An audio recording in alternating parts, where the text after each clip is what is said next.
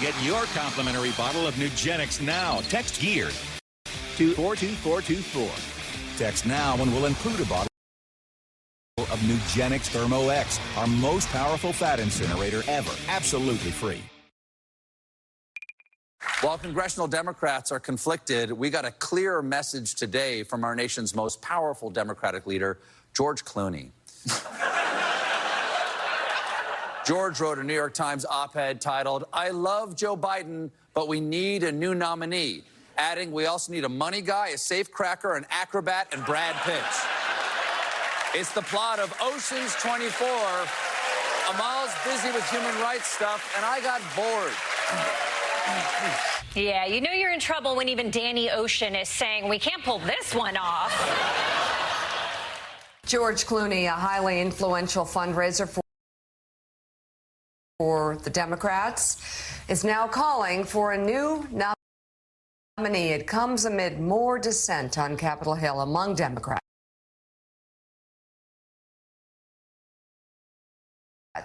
The first sitting U.S. Senator and now 9 House Democrats have publicly said President Biden should leave the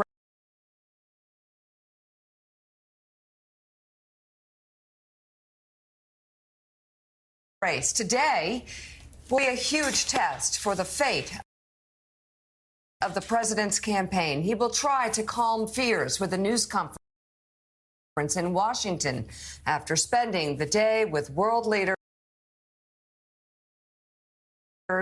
at the NATO summit. Good morning and welcome to Morning Joe. It is Thursday, July 11th, along with Joe, Willie, and me. We have the host of Way Too Early, White House Bureau Chief at Politico, Jonathan Lemire. And also with us, MSNBC contributor Mike Barnicle and U.S. Special Correspondent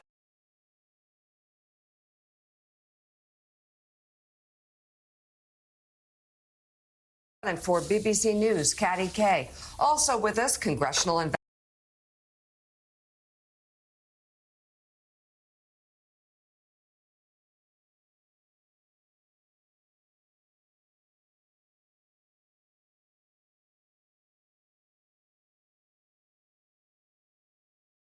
divided against itself will not stand. Lincoln, with the specter of a civil war rising over slavery, quoted Jesus, "A house divided against itself cannot stand." Lincoln said, "I do not expect the Union to be dissolved. I do not expect the House to fall, but I do expect it will cease to be divided. It will become all one thing or all the other." Lincoln encouraged his party in 1858 to stand together once again. Quote, "2 years ago, we did this under the siege of impulse of resistance to a common danger with every external circumstance against us."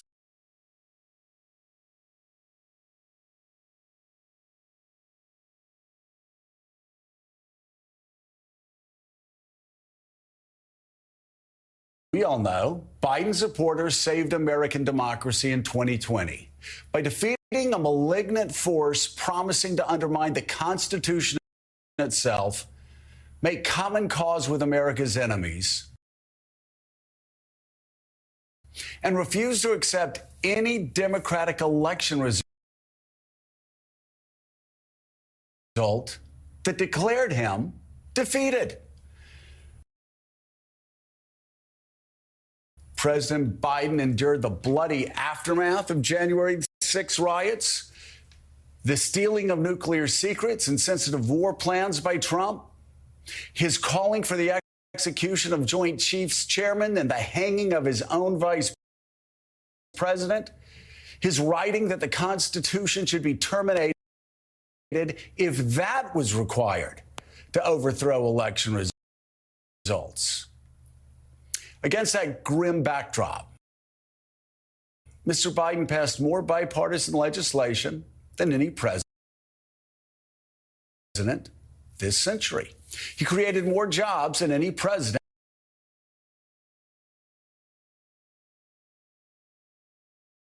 News from hucksters on TikTok or on a cable news channel that is allergic to the truth.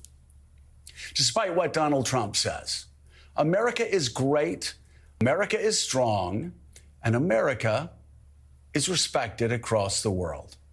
Joe Biden's leading a NATO summit this week that, with Biden's leadership, is now the strongest alliance in the world's history. Now, on the other side of this divide are many of the most powerful Democratic politicians, thought leaders, and donors. And they are all saying privately, and they may soon say this publicly, that Joe Biden cannot win this election. That is now almost a universal sentiment among the hundreds of Democrats who have spoken out over the last 36 hours, many of whom have called me and voiced these very real concerns. They say Democrats' poll numbers are collapsing, fundraising is drying up, and any chance of saving the Senate and House from Trump rule over the next 4 years is vanishing before their eyes. Two sides in this Democratic divide with two compelling arguments, but the window on saving American democracy is closing. Joe Biden has dug in. He's got the votes. He's got the delegates. It is his rightful nomination. But also dug in are those who revere the president but cherish American democracy even more. For them, this is a zero-sum game. That is why a handful of Democrats that President Biden greatly respects, Nancy Pelosi, Ted Kaufman, Jim Clyburn, Chris Dodd, John Kerry, Ron Klain, and his family, Jill, Val, and Hunter Biden, need to come together this weekend and talk about the consequences of this campaign and this candidacy on this country's future. Democrats have to unite against the immediate threat before America's 240-year constitutional republic is no more.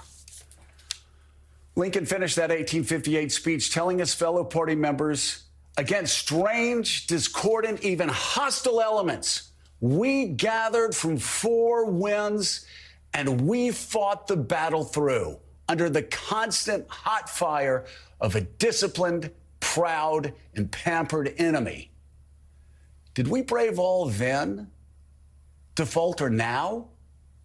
Now, when that same enemy is wavering, disturbed, and belligerent?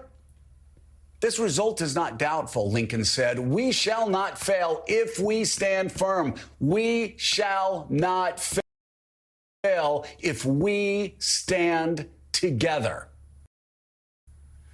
Because so said Lincoln then, and so says a watchful and very worried nation now.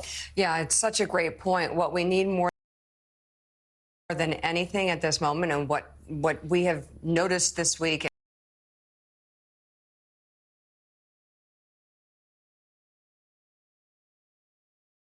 in covering this, especially among the Democrats, is what we don't have is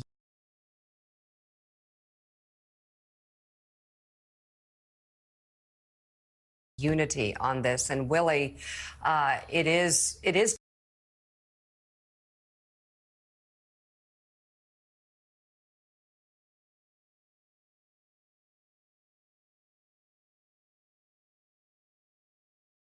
Donald Trump.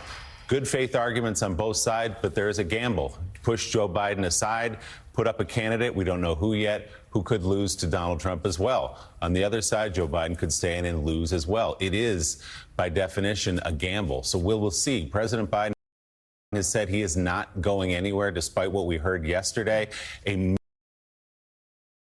major moment today, though, at 5:30 Eastern time, when President Biden will hold his first official news conference since that poor debate performance last month. White House officials tell NBC News the president has been preparing throughout the week, expect to face intense scrutiny from the press. President Biden plans to highlight the contrast between his policy positions and those of Donald Trump. Officials are not specifying how many journalists the president may call on today or how long the news conference will last. This comes as the first Democratic senator is publicly calling for President Biden to drop out of the race. Senator Peter Welch of Vermont wrote an op-ed in the Washington Post urging the president to withdraw for the good of the country. He writes in part, I understand why President Biden wants to run. He saved us from Donald Trump once and wants to do it again.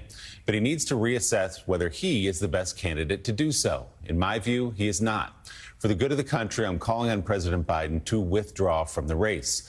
Vermont loves Joe Biden, writes Senator Welch. President Biden, Vice President Harris received a larger vote percentage here than in any other state. But regular Vermonters are worried he can't win this time. They're terrified of another Trump presidency. Senator Welch continues, states that once were strongholds are now leaning Republican. These new shifts in Minnesota, New Hampshire, Nevada, Arizona, and Georgia must be taken seriously, not denied or ignored.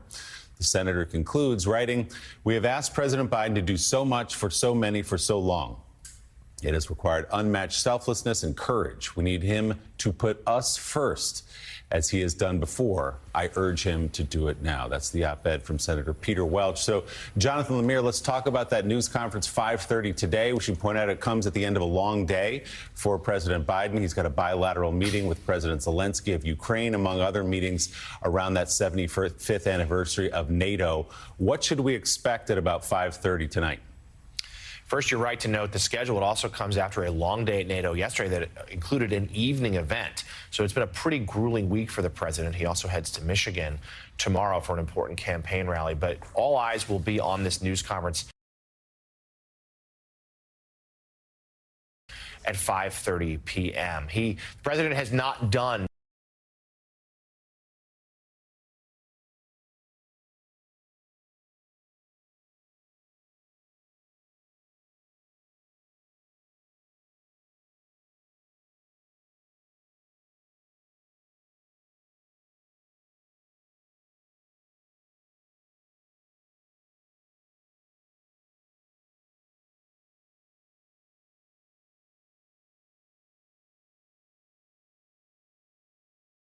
Let's separate his performance in office, which all Democrats continue to praise, versus his continued viability as a candidate. And so many Democrats in the last 24 hours have said, especially